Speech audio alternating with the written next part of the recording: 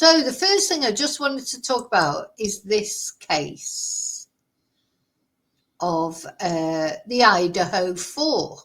So this is a court. Let me just take that down one moment. Change this.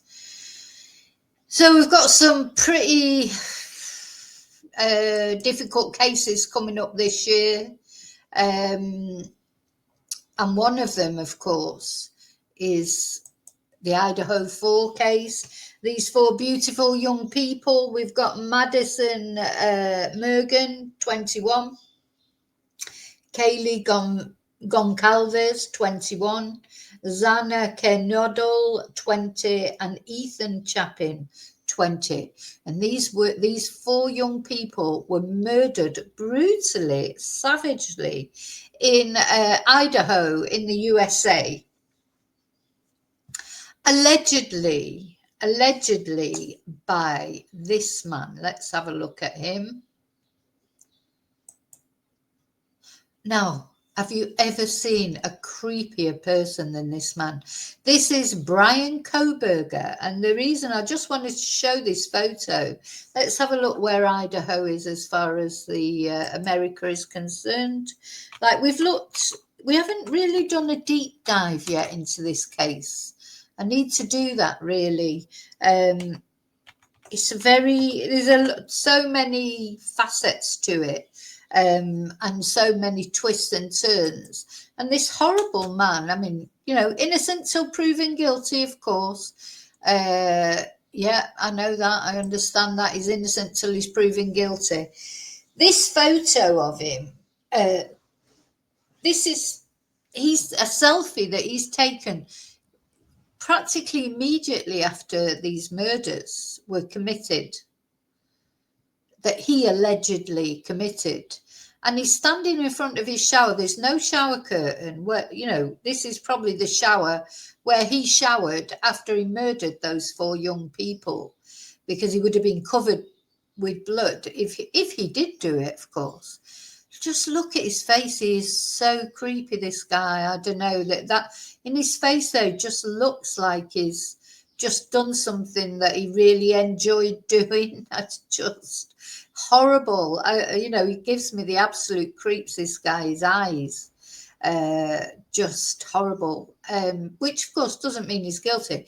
There's a lot of people out there who say he's not guilty. You always get these, I won't say nutters, but to me they are a bit nutters. There's so much evidence against this guy. It seems pretty clear that he's going to be found guilty, but we shouldn't prejudge, should we? He's innocent till he's found guilty. But there's a Brian Kohberger fan club out there, like there used to be for Ted Bundy and a lot of serial killers, the Night Stalker and all that. They get this sort of fan base, that congregates around them and says they're innocent or just adore. Oh, it couldn't possibly be him. I saw someone on a video about Ted Bundy, this girl saying, oh, he's so dreamy. He couldn't possibly be guilty of murdering all these girls because he's so dreamy. Oh, God. I mean, how thick do you have to be? There's someone who's good looking, and Ted Bundy was good looking.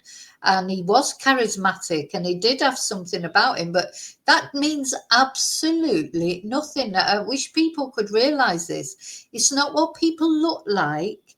They don't have to look a certain way to be a killer or a serial killer or a psychopath or a domestic abuser or whatever. It's nothing to do with the way they look. It's, some people just are bad. Like Ted Bundy was bad, but he convinced so many people that he was innocent.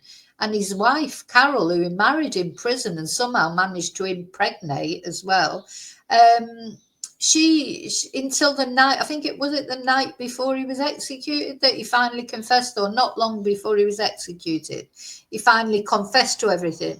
And his poor wife had been defending him for years. Just denying everything. You can never underestimate the power of denial. If somebody doesn't want to believe something, they do not believe it. And it doesn't matter what evidence you can show them. They just don't accept it. And this is what's going to happen when it comes to this trial for this man.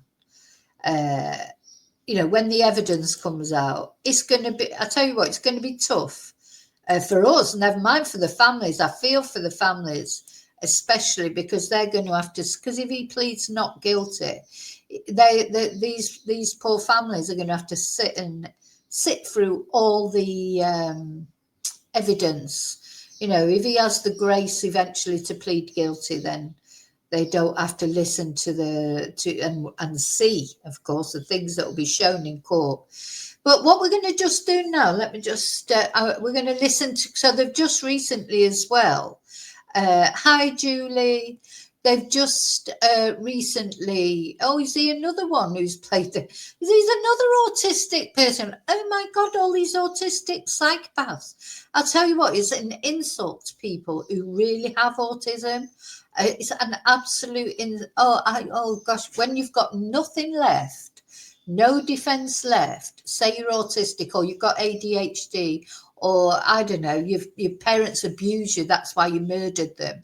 You know, this is what they do. So they either claim these mental health issues, or they start blaming the victim, and the victim who can't say anything because they're dead, you know, start saying, oh, well, they hit me first, or they did this, or they did that. It's just horrible. It's the most, it's more horrible than the crime itself, you know, to sort of, then people are going to like end up thinking that all autistic people are psychopaths or something, you know, so it's wrong. It's just so wrong. I do think there's an overdiagnosis of it. They're talking about that a lot now. We're going to talk about that in a video, and I think that's going to be controversial, but I saw it on the morning TV the other day. This one was talking about overdiagnosis. Because don't you think that anyone that you got into test would be somewhere on the autism spectrum? You know, we've all a bit, my son says, I'm autistic. You know, I mean, I'm laughing, but I probably am, because we've all got some things that we obsess about, or a bit of OCD, or ADHD. When I was young, I had panic attacks day in, day out. I had so much anxiety, but I'm not saying this is right, but nobody cared then, because nobody cared if you had anxiety or if you know, it wasn't something that was talked about.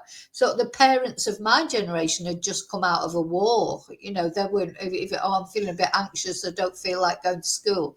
It was just like, well, you're going to school and that's it. Or I'm being bullied, you know, and I'm not saying that that's right, but I don't think that these days, when it's all talked about so much, don't think children are any happier, are they? I don't think it's made children happier being able to talk about everything, and it's almost like a self-fulfilling prophecy. It's good to talk about it, but as long as anxiety and things like that, adolescents do suffer from it. And well, not only adolescents, I mean, I haven't had a panic attack for a long time, touch wood, I hope I never have one again.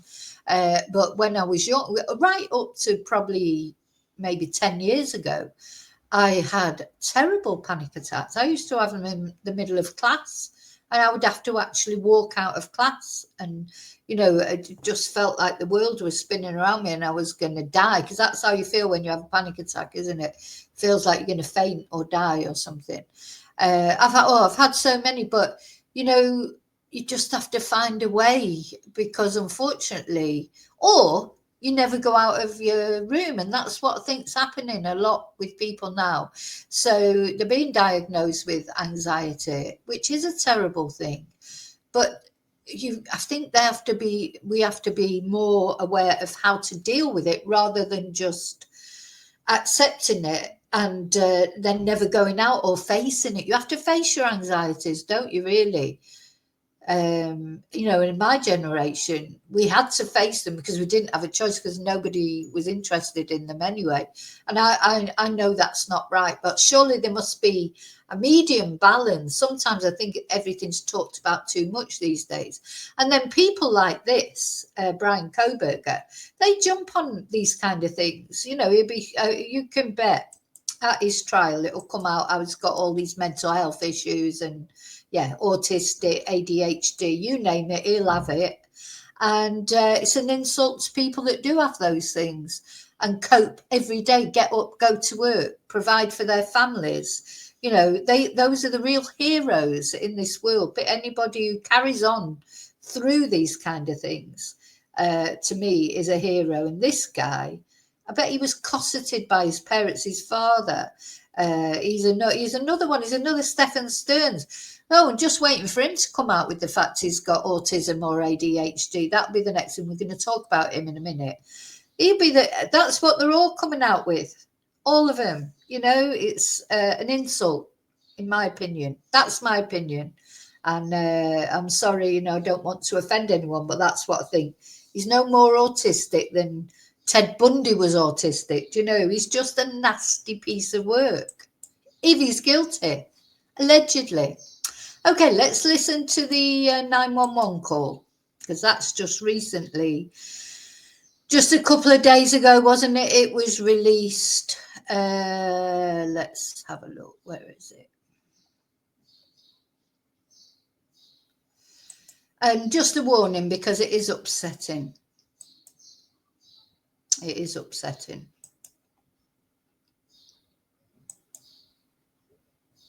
To break, we have now the chilling, newly released 911 calls made on the day 4 University of Idaho students were brutally stabbed to death. The audio reveals the chaos and confusion among the callers who realized at least one of their roommates was never going to wake up.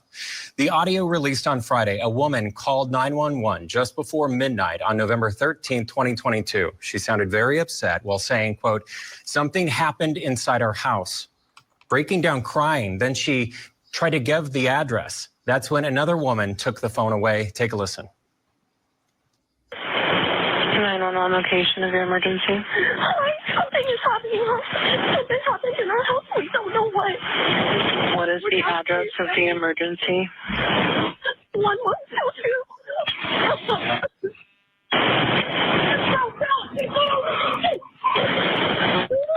What is the rest of the address? Oh, Kings Road. Okay. And is that a house or an apartment? It's a house.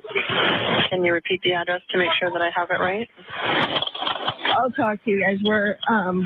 We live at the White, so we're next to them. I need someone to repeat the address for verification. The address, 1122 King Road. And what's the phone number that you're calling from? What's your phone number? And tell me exactly what's going on. One of the roommates has passed out, and she was drunk last night and she not wake me up. Okay. Oh, and they saw some man in their house last night. Yeah.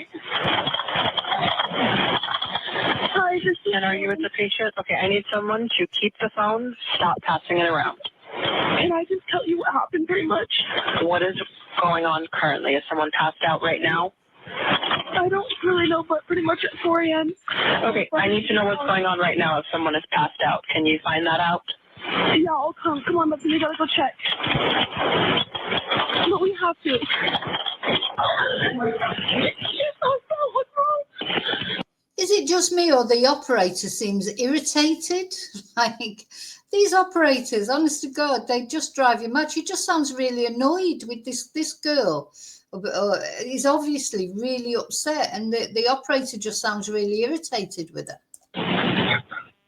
She's not waking up. Okay, one moment. I'm getting help started that way. Okay, thank you.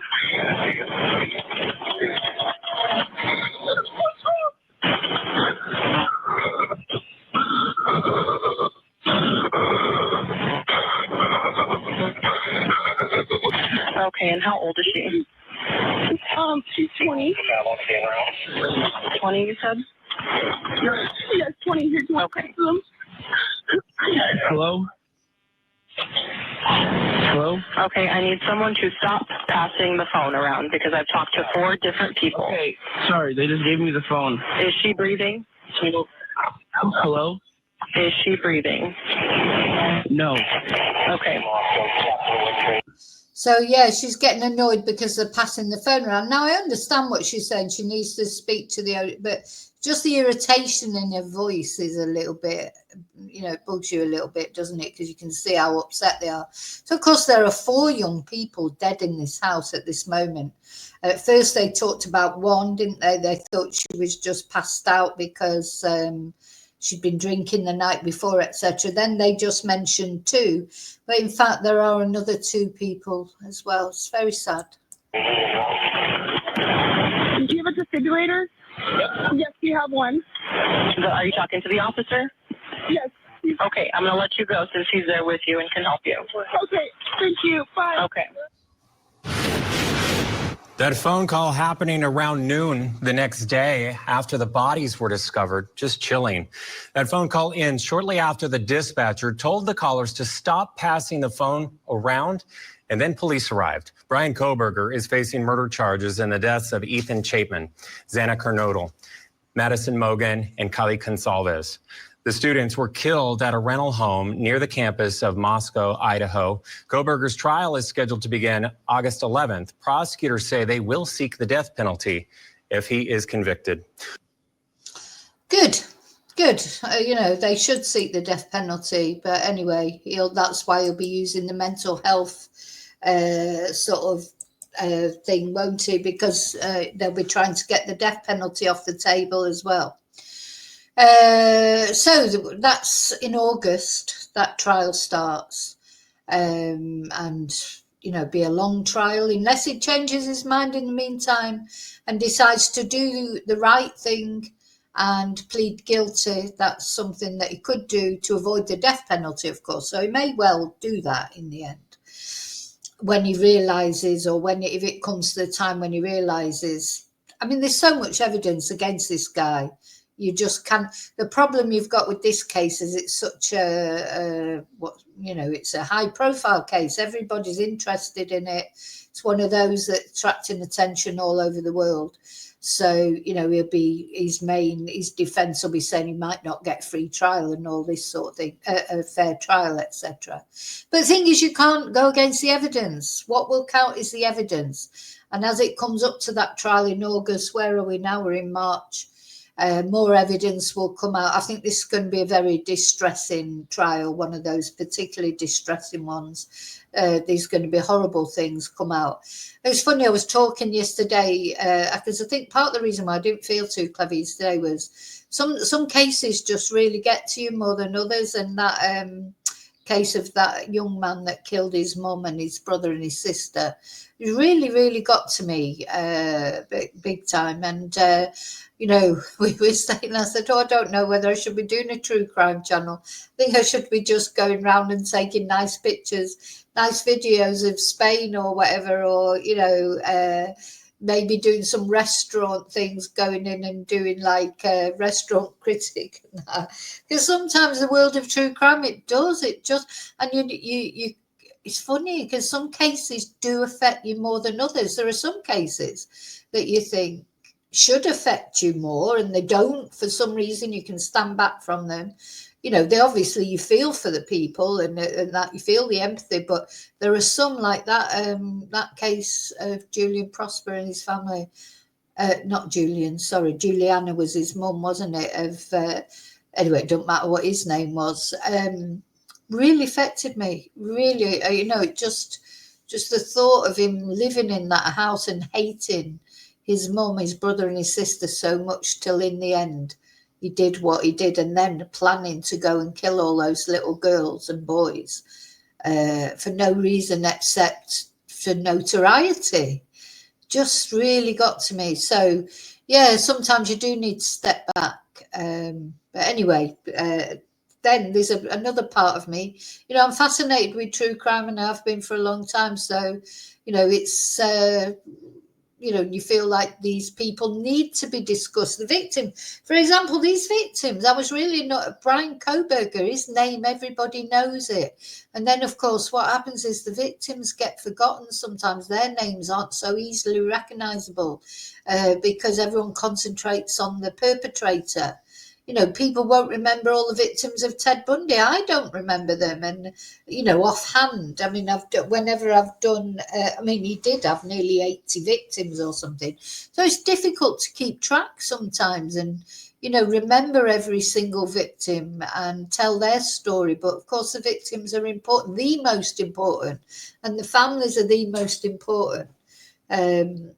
You know, it's so that's part of. There's two people I'm going to talk about after I've talked about Stefan Stearns that are what you probably haven't heard of either case. I hadn't till recently, and these are more people who are victims who need their names need to be heard, don't they? The victims, and then the perpetrators in a way, because they have to be known, shown up for what they are.